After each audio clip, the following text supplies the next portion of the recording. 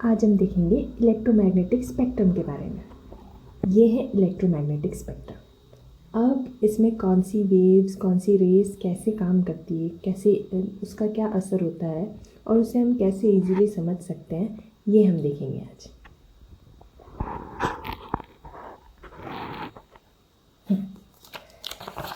Electromagnetic spectrum. Electromagnetic spectrum क्या है? ये वो रेज़ है, वो रेडिएशंस हैं जो कि हमारे आसपास हमें सराउंड करती है। ये एक्चुअली क्या है? पहले तो ये क्या है? ये इलेक्ट्रोमैग्नेटिक रेडिएशन क्या है? ये मिनी टाइप्स ऑफ रेडिएशन है जो कि कहाँ से, किससे रिलीज़ होती है? स्टार से। अब स्टार कौन सा है हमारे पास में? सन। और इसको पढ़ने से ये किस फॉर्म में होती है? ये होती है वेव्स के फॉर्म में। वेव्स के फॉर्म में यानी ऐसे वेव्स के फॉर्म में होती है। अब ये वेव्स को, अब अगर अपन ये दो वेव के बीच की लेंथ को देख रहे हैं तो वो क्या हो जाएगा? वेवलेंथ। फिर अब 1 सेकेंड में ये कितनी वेव्स आ रही हैं, यानी नंबर ऑफ वेव्स अगर देखें हम 1 सेकेंड में तो वो क्या हो जाता है? उसकी फ्रीक्वेंसी।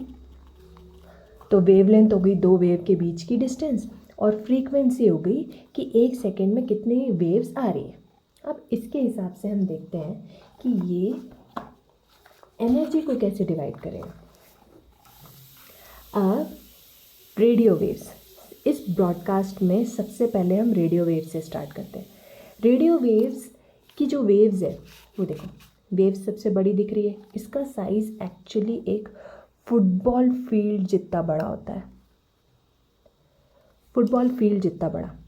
अब इसकी वेवलेंथ अगर सबसे ऊपर है तो इसका मतलब इसकी फ्रीक्वेंसी सबसे कम होगी। देखो 1 सेकेंड में इतनी बड़ी वेव है तो एक ही आ पा रही है, यानी उसकी फ्रीक्वेंसी क्या हो गई?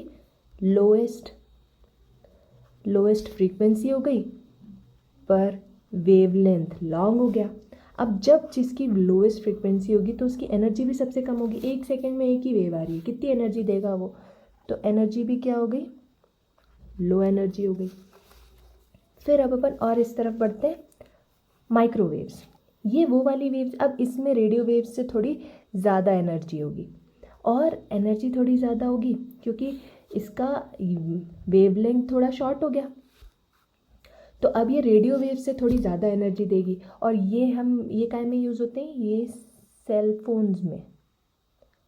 सेलफोन्स में जो इलेक्ट्रोमैग्नेटिक रेडिएशन का जो वेव यूज़ होता है वो होती है माइक्रोवेव्स वाली वेव्स। ये रेडार में भी यूज़ होती है और माइक्रोवेव्स में भी। अब इसके बाद में ये वाली क्या है? Infrared rays. इंफ्रारेड रेस ये कैसी होती है? ये हीट प्रोड्यूस करती है। तो ये हमें दिखाई तो नहीं देती, बट हाँ हम इसे फील कर सकते हैं अपने अराउंड। फिर आ गया VLS। VLS क्या है? ये है visible light spectrum. Visible light spectrum क्या? हम सिर्फ इतना ही एरिया देख पाते हैं इस पूरे इलेक्ट्रोमैग्नेटिक स्पेक्ट्रम में से, सिर्फ ये इतना एरिया है जो हमारी आइज़ पे विजिबल होता है। अब इसमें दिख ही रहा है कि ये विबग्योर बना रहा है, मतलब इसमें वो 7 कलर्स होंगे, red, orange, yellow, green, blue, Indigo और वायलेट। और ये 700 nm से 400 nm के बीच में होता है। अब इसके आगे हम आते हैं यूवी लाइट, यूवी रेज। अब ये यूवी कितने टाइप की होती है? UVA, UVB, UVC। अब UVA है जो हमारी विटामिन डी के प्रोडक्शन में हेल्प करती है। UVB है जो अगर आपने एक्सेसिव एक्सपोजर ले लिया तो ये आपको सनबर्न करवा देगी। और UVC को तो अर्थ की ओजोन लेयर क्रॉस नहीं करने देती, वो वहीं रोक देती है। फिर आएगा एक्सरे। अब एक्सरे क्या है? एक्सरे की ये क्वालिटी है कि ये टिश्यूज़ को पेनिट्रेट कर सकती है। मतलब सपोज़ कि ये टिश्यू है तो ये टिश्यू के आर पार निकल जाती है, पर ये डेंसर मटेरियल्स, जो थोड़े हार्ड मटेरियल्स होते हैं ना, उनको क्रॉस नहीं कर पाती। तो अब जैसे अगर हम हमारी बॉडी पे एक्सरे डालें तो ये जो सेल्स और टिश्यूज़ है, सॉफ्ट टिश्यूज़ है, उनको तो क्रॉस कर देती है, पर बोन्स को क्रॉस नहीं कर पाती। इसीलिए इसको डायग्नोसिस में यूज़ करते हैं।